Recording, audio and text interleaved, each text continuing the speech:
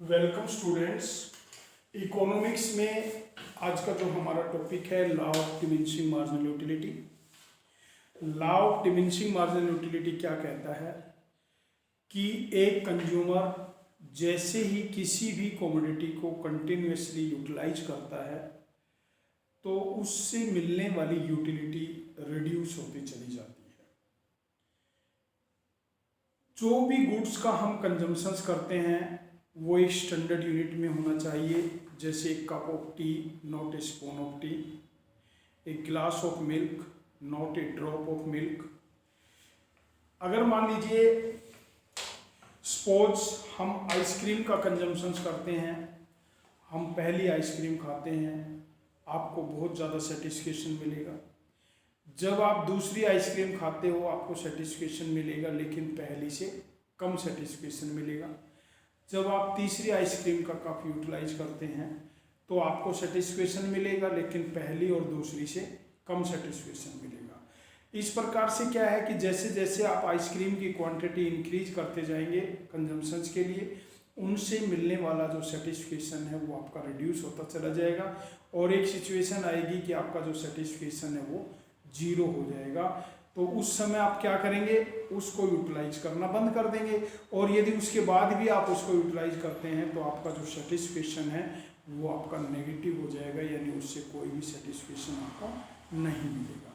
लेकिन इस सेटिस्फेक्शन के लिए आपको एक स्टैंडर्ड यूनिट को लेकर चलना है, यानी जैसे एक कप ऑफ आइसक्रीम, एक cone of ice cream, not the bricks of ice cream. ठीक है। नंबर 2, कंटिन्यूस यूटिलाइज करना। ये नहीं है कि पहली आइसक्रीम आपने अब खाई, दूसरी आइसक्रीम आप 1 घंटे के बाद खा रहे हैं, तीसरी आइसक्रीम आप 2 घंटे बाद खा रहे हैं। नो, कंटिन्यूस उसका यूटिलाइजेशन होना चाहिए, तब ये जो आपका law of diminishing marginal utility है वो अप्लीकेबल होगा। तो law of diminishing marginal utility क्या कहता है? Law of diminishing marginal utility state that as more and more standard unit of commodity are continuously consume, marginal utility derived from additional unit must decline। यानी आपकी जो marginal utility है वो क्या होगी? डिक्लाइन हो जाएगी। इसको हम फंडामेंटल लॉ ऑफ सेटिस्फिकेशन के नाम से भी जानते हैं और फंडामेंटल साइकोलॉजिकल लॉ के नाम से भी जानते हैं।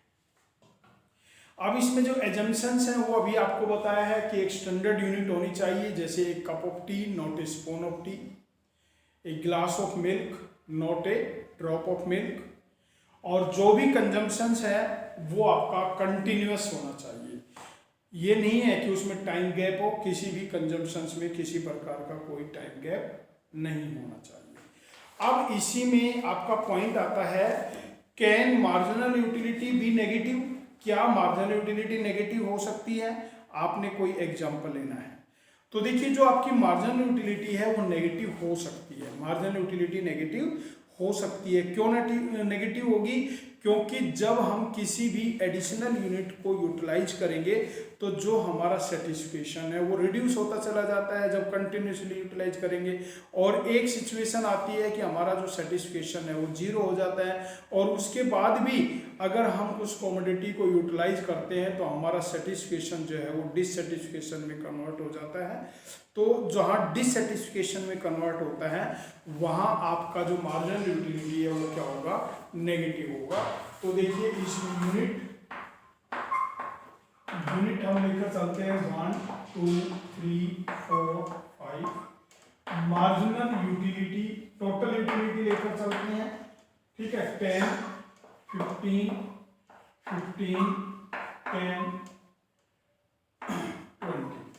ठीक है, मार्जिनल यूटिलिटी निकालेंगे 10, 15 में से 10 माइनस करेंगे 5, 0 -5 -10।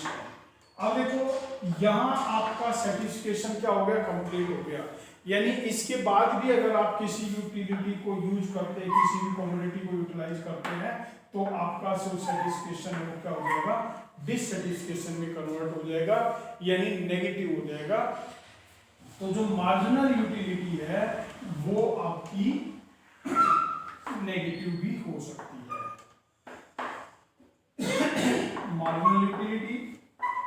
मार्जिनल यूटिलिटी तो देखिए 5, 10, 15, 20, 5, 10, 15, 20। कमोडिटी है 1, 2, 3, 4, 5।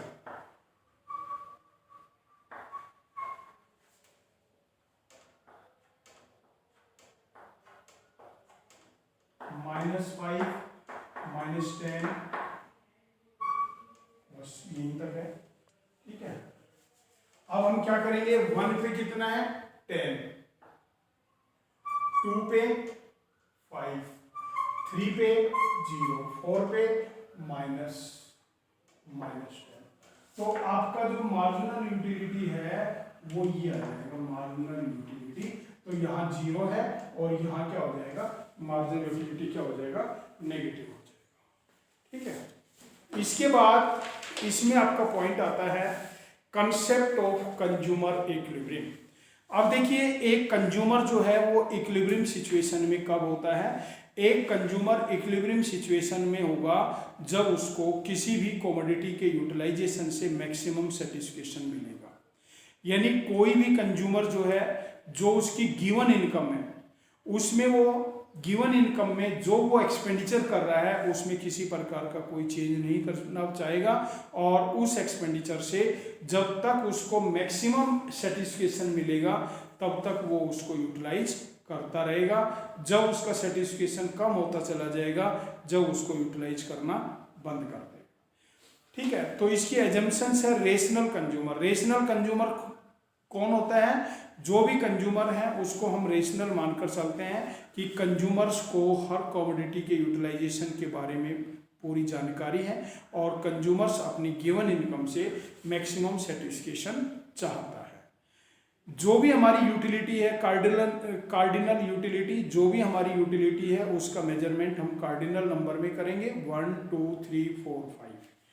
ठीक है, इंडिपेंडेंट यूटिलिटी हम ये मानकर चलते हैं कि जो कंज्यूमर्स की यूटिलिटी होगी किसी भी कमोडिटी के यूटिलाइजेशन करने से, वो यूटिलिटी आपकी इंडिपेंडेंट होगी, उससे किसी भी दूसरे गुड्स के कंजम्पशंस पर कोई भी अफेक्ट नहीं होगा।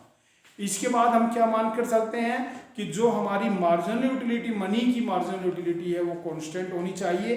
क्यों होनी चाहिए, क्योंकि मनी की जो मार्जिनल यूटिलिटी है अगर उसमें किसी प्रकार का कोई चेंज नहीं होगा, अगर उसमें कोई चेंज होता है तो हम कंज्यूमर इक्विलिब्रियम की सिचुएशन को सही रूप में मेजरमेंट नहीं कर पाएंगे। इसलिए मार्जिनल यूटिलिटी ऑफ मनी जो है वो क्या होनी चाहिए, कांस्टेंट होनी चाहिए। तो जो आज का हमारा टॉपिक था law of diminishing marginal utility, क्या मार्जिनल यूटिलिटी जो है वो नेगेटिव हो सकता है, और कंज्यूमर इक्विलिब्रियम और उसकी एजम्पशंस। तो स्टूडेंट्स ये आपने लर्न करना है।